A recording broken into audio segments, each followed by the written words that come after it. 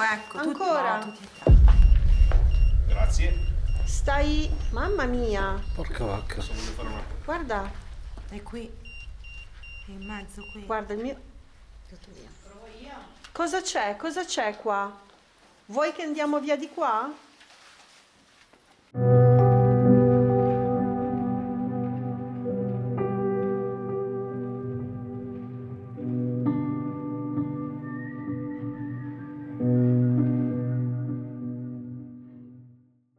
Ciao amici, benvenuti sul canale, benvenuti nel video del dopo ispezione.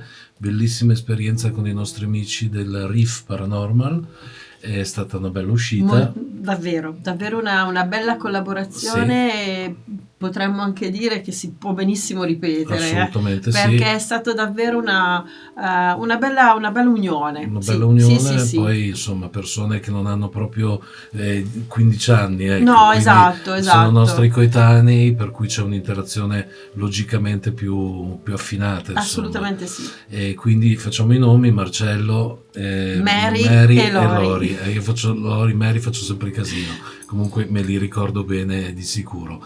Allora, l'indagine è stata particolare perché l'abbiamo chiamata sottosopra, avete visto? Sì. Semplicemente perché tra il primo piano e il pian terreno sono successe cose molto diverse. Ma anche l'ultimo piano. E anche l'ultimo piano, quindi c'è stato quasi un sottosopra, no? Vi ricordate un po' la saga di Stranger Things, dove al di sotto c'era una vita e al di sopra un'altra, o comunque vite parallele. Ecco, a noi ci è venuto in mente di dare questo titolo proprio perché eravamo nello stesso posto ma con due situazioni diverse. L'impressione era quella che ci fossero energie diverse a seconda del livello in cui si era. Esatto. Anzi, adesso che ci penso, più si saliva e più rappeggiorava. Sì, soprattutto per te che al piano sopra, diciamo nel sottotetto, hai avuto qualche... Sì, non mi piaceva, non mi piaceva stare là, ho avuto questa sensazione di nausea appena proprio salita, sì. E una sensazione di quasi di pericolo, ma una sensazione strana, insomma non mi piaceva stare là. Ci sono a volte situazioni dove non riesci a dargli un nome e un cognome, ma le provi, e quindi provandole c'è poco da fare.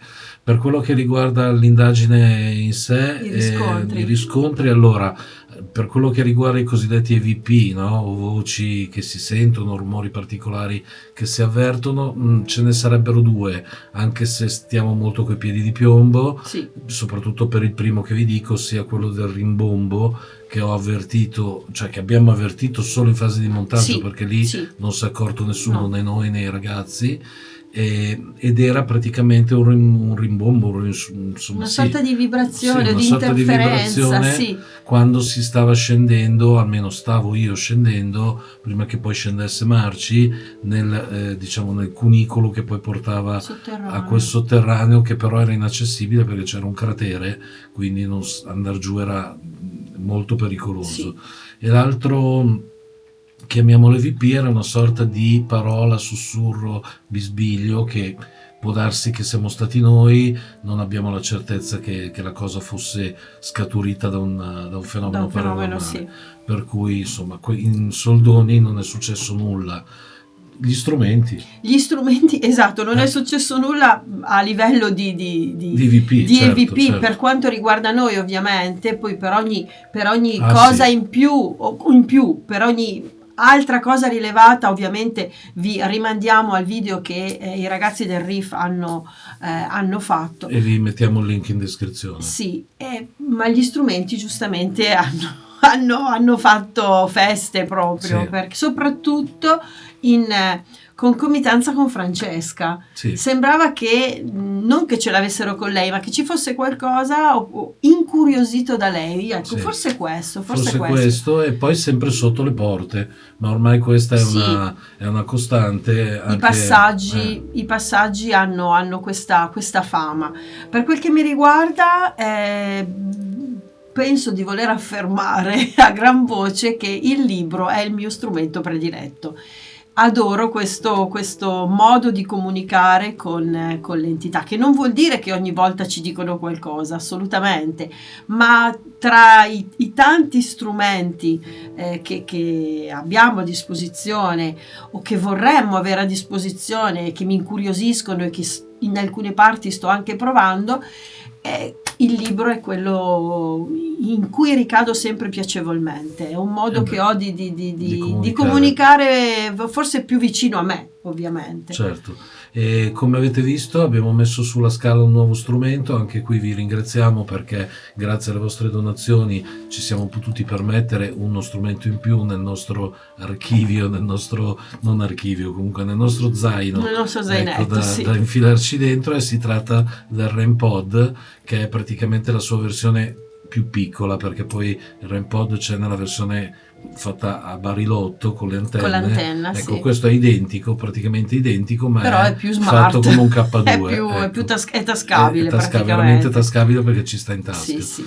E però ha lo stesso funzionamento, sì. Basta avvicinarsi, se c'è un'interferenza tra lui e noi, insomma, c'è comunque un avviso acustico e anche visivo, perché si illumina una sorta di campanella, ecco.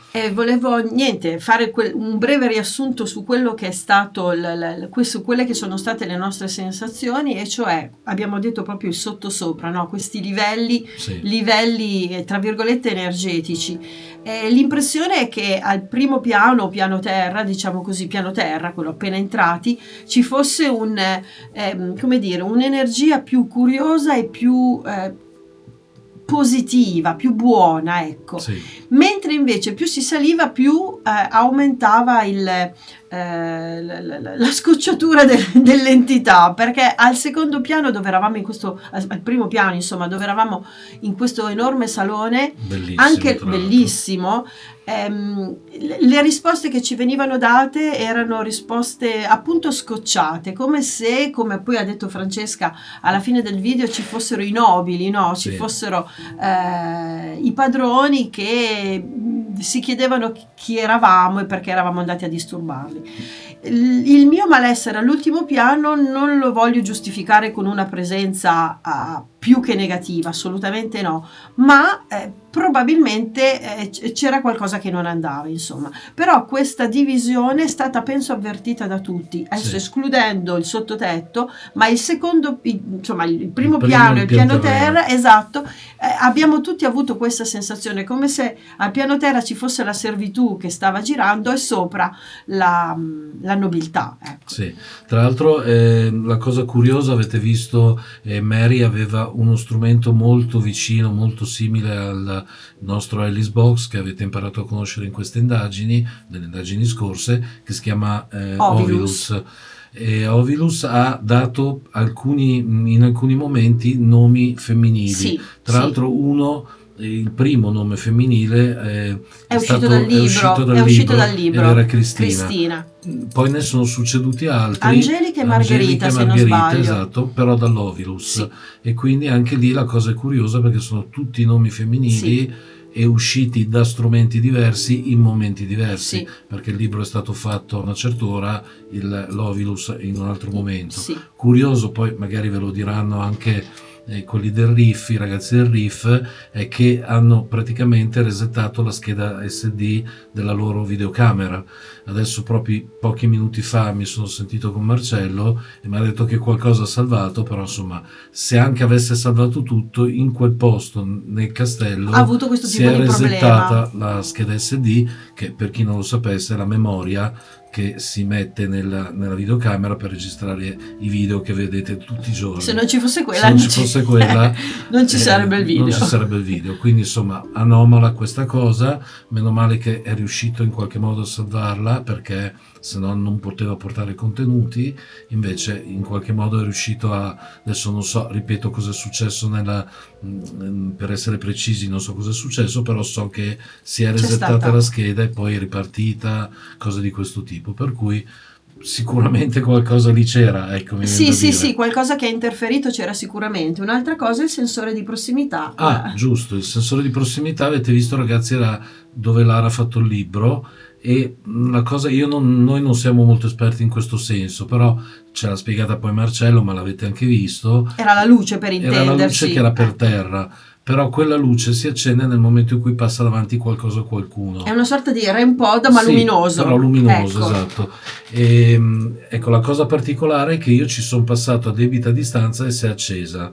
E lì non doveva succedere. Marcello ha detto sì, si dovrebbe accendere, ma se ci passi molto più vicino, e invece si accendeva lo stesso, quindi ci è venuto il dubbio che forse era posizionata in una maniera non del tutto corretta, insomma ci siamo fatti 1000 domande. Sta di fatto che senza spostarla poi Marcello ha fatto l'esperimento che avete visto nel video, cioè praticamente è andato in bocca e solo lì, quando ci è andato in bocca, si è accesa.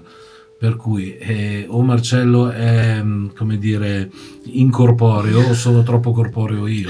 Sta di fatto che io passavo e si illuminava, è andato davanti, lui poi è andato vicino facendo gesti, cercando di... Si è acceso solo quando ha alzato il braccio così, perché caspita, se non si accendeva così c'era da farsi più di una domanda.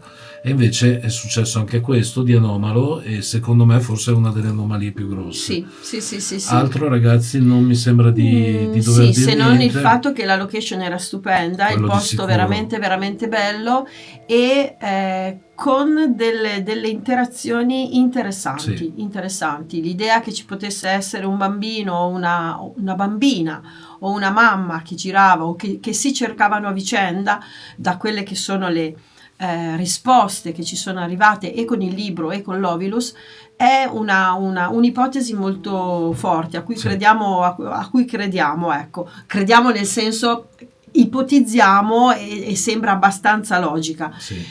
Per il resto, come abbiamo detto, è stata un'indagine veramente interessante e con una collaborazione, cioè con un modo di lavorare di entrambi i gruppi che si è compenetrato, si è incastrato molto molto bene. Io mi auguro che con Marcello e gli altri ci si ritrovi. Sono dei bravissimi ragazzi, a prescindere dalla loro professionalità inerente al paranormale. Il pre e il post indagine è stato del tutto fantastico. Quindi iscrivetevi al canale del Paranormal Reef, vi metto, ripeto, il link in descrizione, iscrivetevi anche al nostro se non avete niente da fare, e condividete, ma anche se avete da fare, fatelo comunque. Condividete il video e insomma lasciateci un like a questo video e soprattutto a quello di lunedì. Con questo alla prossima. Ciao.